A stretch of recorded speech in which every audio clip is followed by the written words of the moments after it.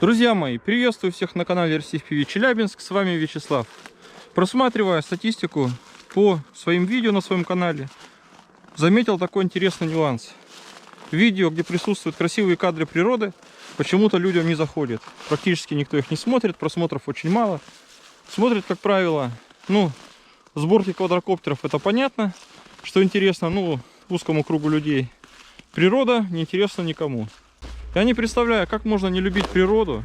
Вы посмотрите, друзья, ехал по трассе, увидел, обычная природа, обычный лес, поле. Посмотрите, насколько это красиво, насколько это завораживает. Друзья мои, если вам интересно смотреть такие кадры, по крайней мере на моем канале, я не прошу лайков, хотя бы напишите свое мнение в комментариях. Сейчас я специально для вас полетаю, слетаю до того леска, до тех красивых деревьев одиноких. Где-то здесь еще полетаю, вам все это покажу.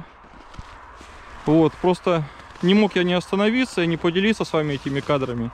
Если вы смотрите это видео, вам большой респект. От меня вам личный душевный лайк. В общем, друзья, приятного вам просмотра. Досмотрите это видео до конца. Всем счастья, здоровья.